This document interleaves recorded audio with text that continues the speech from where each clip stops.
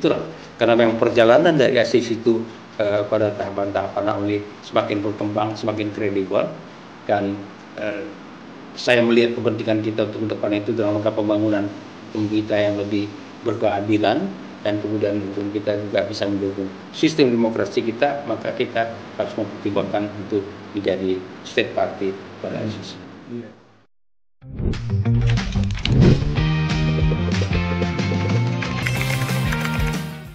Assalamualaikum warahmatullahi wabarakatuh. Selamat berjumpa kembali dengan saya Buniyani, host panggung belakang, yang setiap pekan menyajikan informasi-informasi penting untuk kita semua. Seperti biasa, pekan ini kita menghadirkan kembali lagi diplomat senior Hazairin Pohan yang pernah menjadi duta besar di Polandia, pernah menjadi duta besar di PBB, dan juga pernah menjadi direktur Eropa Timur dan Eropa Tengah di Kemenlu. Apa kabar, Bang Has? Baik, alhamdulillah. Nah, hari ini kita mau ngobrol soal masih tentang Duterte ya, Bang ya? Ya. Mengenai Duterte yang kemarin pas di terakhir sidang hari apa jadinya? Beberapa hari yang lalu ya, itu di Den Haag di ICC, itu dia sempat kabarnya dia teriak-teriak di sidang itu, dan dia menyebutkan misalnya soal kejahatan Amerika, kejahatan Israel dan seterusnya gitu ya. Nah, kalau dia kena, yang dia merasa bahwa dia memproteksi negaranya dari kejahatan narkoba, mestinya Amerika dan Israel kena juga dong. Kira-kira begitu logika yang dibangun oleh Rodrigo Duterte. Silakan Bang, bagaimana tanggapan Abang mengenai hal itu? Yang pertama itu memang kalau saya melihat ngamuk-ngamuknya Duterte di sidang ICC itu lebih banyak untuk kepentingan politik dalam negeri, untuk kepentingan untuk pemilu yang berikutnya pada 12 Mei mendatang. Ya. Kalau secara hukum internasional, apalagi secara politik internasional, itu nggak ada pengaruhnya, nggak ada unsur legal yang bisa dibawa oleh Duterte dalam sidang itu yang akan menguntungkan dirinya. Jadi artinya proses yang sedang berlangsung di ICC akan berjalan terus. Istilahnya nggak dicatat sama panitera karena itu bukan poin yang memberatkan atau meringankan gitu ya.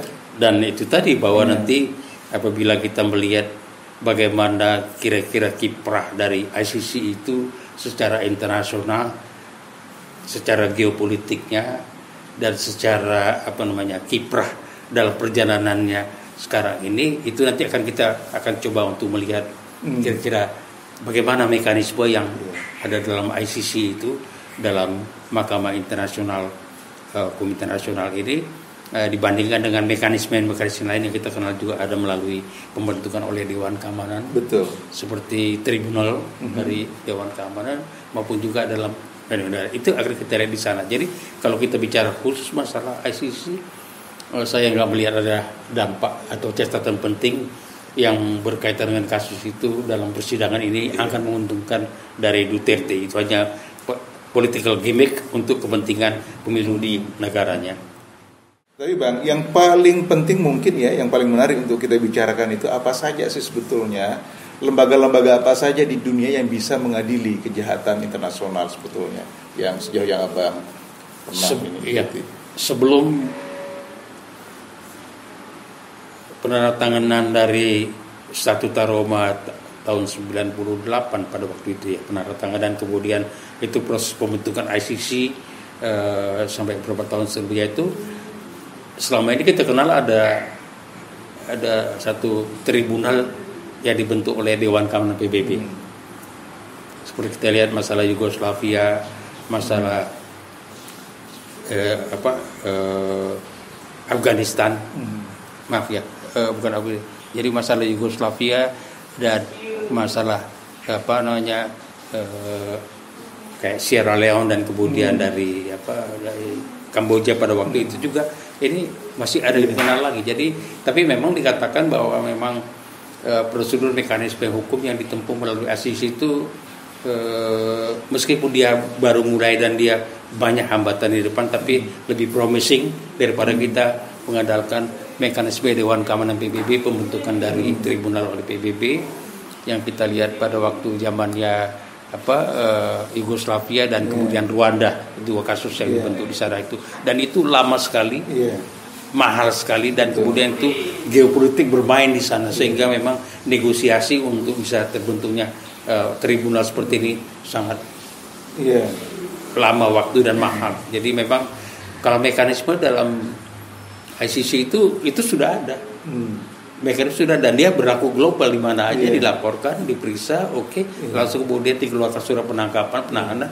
Begitu orang diserahkan seperti Duterte diserahkan ke mahkamah di Den Haag, langsung bisa diadili. Jadi itu keuntungan yang ada di sana juga. Lalu ada lagi yang tadi kita coba sebut sebagai tribunal yang hybrid tribunal itu seperti yang terjadi di dalam di Khmer Rouge, di Kamboja, Khmer Merah, dan juga di Sierra Leone. Ini dua bentuk, dalam arti dikatakan hibrida karena ada mekanisme kerjasama antara ICC dengan mekanisme hukum yang berlaku di negara tersebut.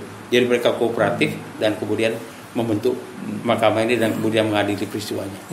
Itu bentuk dari ketiga yang hybrid itu. Tapi yang pertama tadi kita kenal ada mekanisme PBB yang mahal dan sangat politis, sangat berat. Contohnya pada waktu ICC menjatuhkan hukuman dan perintah penangkapan kepada Presiden Israel, Netanyahu, Perdana Menteri Netanyahu itu yang marah Amerika. Amerika malah menjatuhkan sanksi kepada jaksa penuntut utama yang ada di ICC untuk tidak bisa masuk ke Amerika. Jadi ini sebagai contoh, dan kemudian terlalu berat apabila memang faktor politik yang selama ini bermain dalam konteks mengenai pembentukan dari Dewan Keamanan daripada yang sekarang yang saya katakan masih lemah tapi lebih promising ke depan itu. Dan apalagi nanti kalau kita menyentuh bagaimana posisi Indonesia ini, sangat penting kita untuk bicarakan ini. Jadi 3 model itu yang kenal, dan saya lebih cenderung untuk lebih memilih sistem yang ada diatur ICC. Persoalan bagi kita Indonesia kan kita belum menjadi state parties. Nah, yang menurut Abang yang terbaik lah gitu ya, yang murah, cepat, efisien itu adalah ICC. Karena dia bisa langsung kirim dan besoknya itu Duterte langsung bisa disidangkan begitu. Terus sampai di Den Haag. Itu ekspres sekali, kilat begitu. Apa yang Abang lihat di samping kelebihan-kelebihan tadi yang ekspres kilat itu yang ICC secara hukum lah gitu, Bang. Jadi penahanan Duterte ini sebenarnya perintah penangkapan Duterte ini bukan yang pertama ya. Betul. Tapi dia yang pertama berhasil diseret ke pengadilan. Kalau bicara mengenai tadi Netanyahu, kita bicara mengenai Presiden Putin atau Omar Bashir yang ada di Darfur, itu juga dalam persoalan sama yang nanti di sini kita lihat. Tadi saya mengatakan bahwa ada sesuatu mekanisme atau tekanan atau pertimbangan geopolitik yang kadang-kadang menghambat tugas dari lembaga-lembaga seperti ICC dalam tugasnya untuk peradilan internasional ini. Jadi seperti dalam konteks Presiden Vladimir Putin, memang beliau tidak berani pergi kemana-mana, apalagi di negara-negara yang memang menjadi state party dari ICC. Karena dia bisa ditangkap. Betul. Tapi dia bisa pergi ke Mongolia, ini menarik. Dan wajib negara bersangkutan menangkap dia. Karena dia mengapa Mongolia sebagai anggota state party kepada ICC tidak menangkap Putin ketika itu? Ini menarik karena memang ada pertimbangan bahwa seperti Mongolia mengatakan ketergantungan mereka kepada energi Rusia. Ini satu membuat mereka bisa bersikap netral di sana. Jadi mereka tidak berani melakukan penahanan dari Presiden Putin pada waktu itu, sehingga dia bisa melenggang pulang.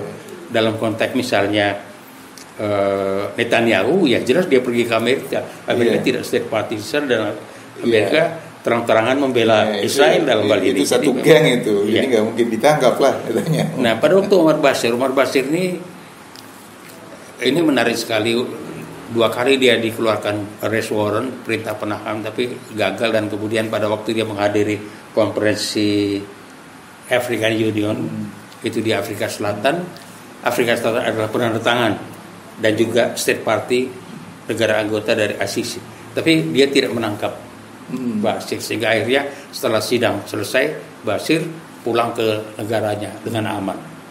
Ini menimbulkan banyak juga protes di kalangan internasional, termasuk di kalangan negara Afrika pada waktu itu. Banyak yang ingin mengeluarkan pernyataan mereka ingin keluar dari ICC.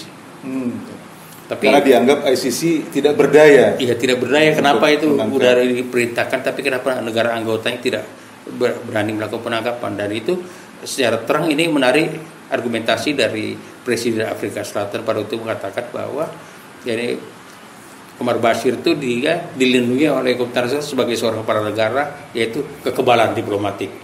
Jadi dengan alasan itu dia bisa ditahan dan dia bisa melenggang pulang. Kalau kayak begitu kan Duterte juga bisa hal yang sama, dia bilang bukannya saya mantan kepala negara dan mempunyai kalau mantan kepala negara gitu. begitu kekebalan dicabut begitu yang masih menjabat jadinya ya. Kalau yang masih menjabat memang tidak bisa kebal ya. Oke. Kekebalan diplomatik berlaku pada pejabat yang masih bertugas.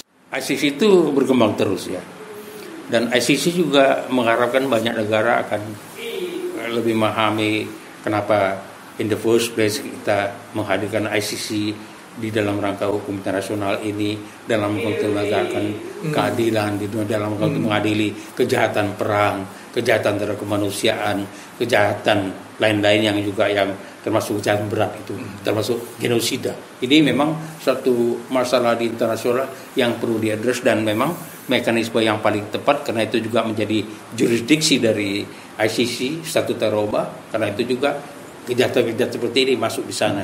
Dan kita masyarakat internasional memerlukan mekanisme seperti ini berlaku sehingga nanti akhirnya kejahatan-kejahatan kemanusiaan tidak akan terjadi lagi di masa depan.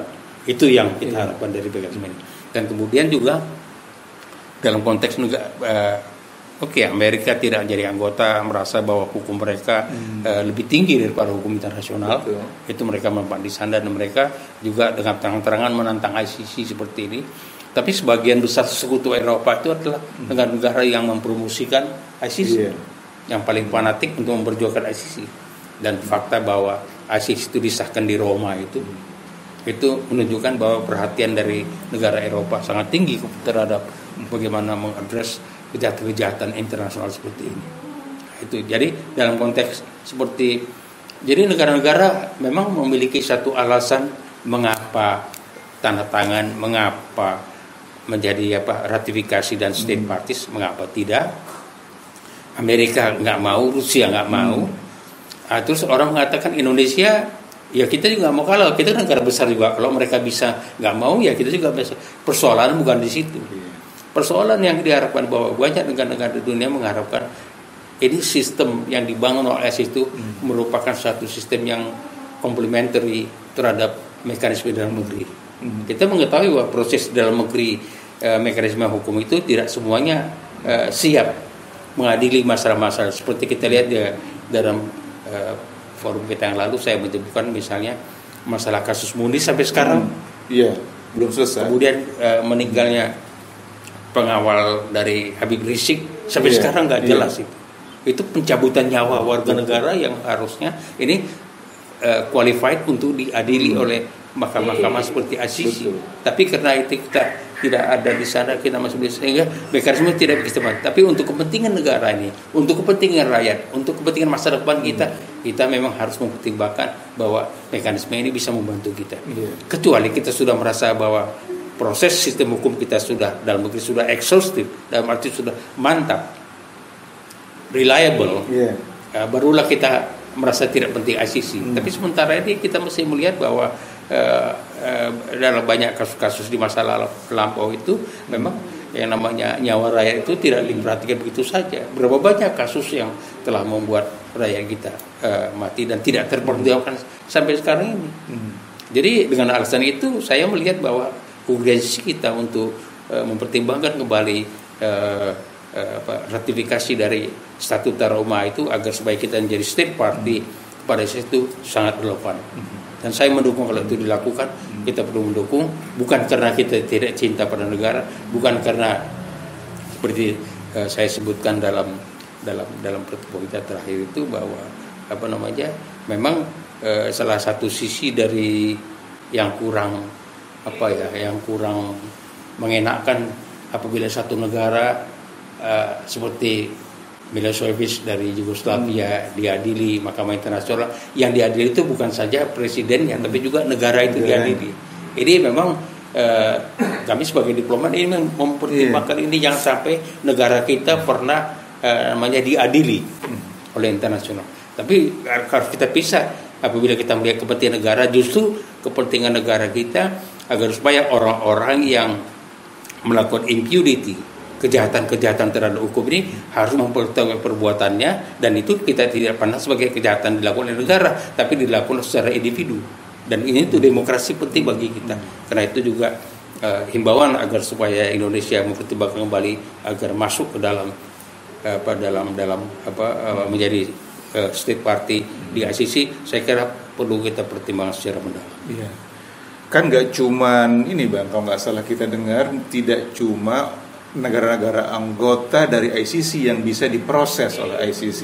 Negara-negara yang tidak menjadi anggota ICC pun bisa diproses sama dia. Bisa diproses, contohnya seperti Putin atau Netanyahu. Mereka bukan negara yang state party. Betul. Tapi kenapa dikeluarkan arrest warrant? Karena ada pengaduan dan kemudian ICC bertindak independen dan dengan masalah kasus seperti pembunuhan 50.000 orang di Gaza itu sendiri, itu jelas-jelas satu terang-terang pelanggaran kepada hukum internasional, dan karena itu juga dikeluarkan arrest warrant.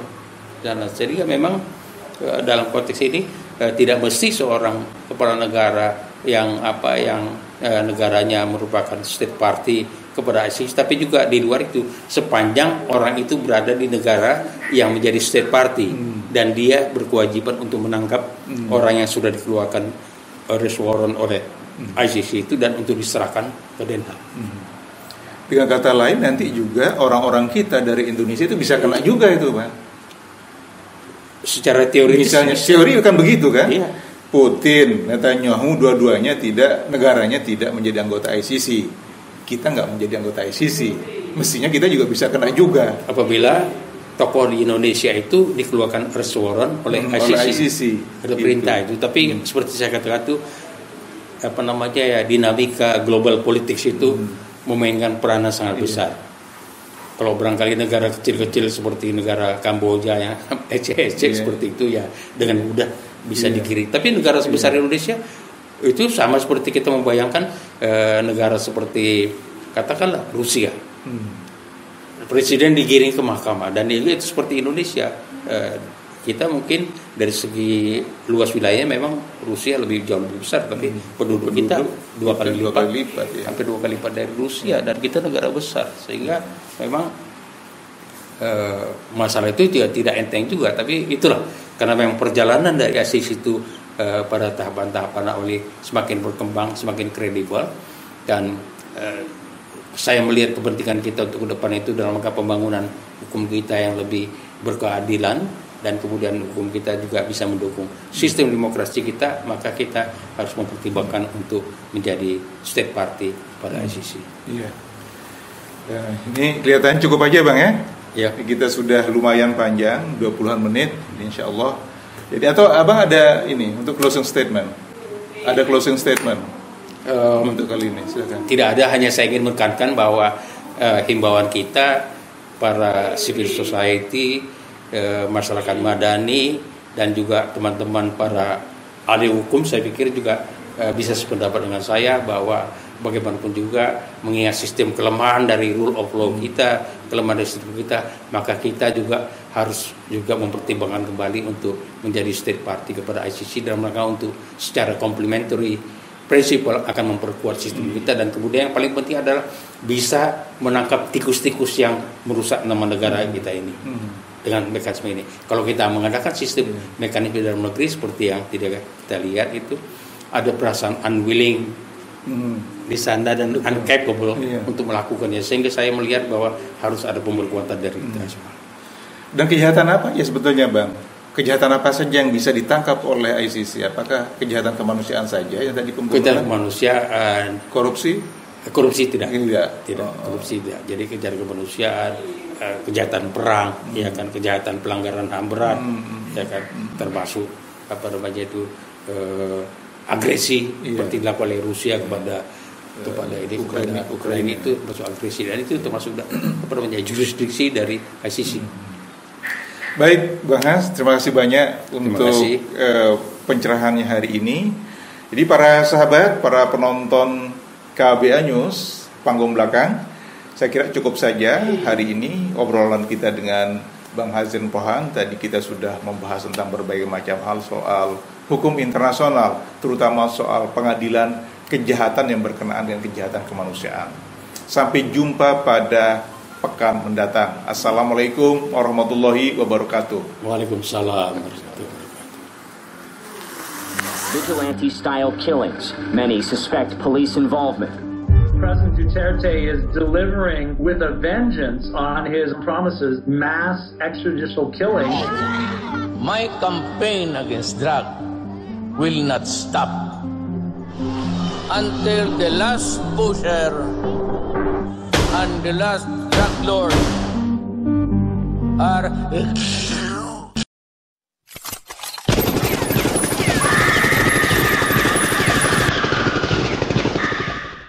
Today it is President Sukarno who addresses you. But more than that, though it is a man, Sukarno,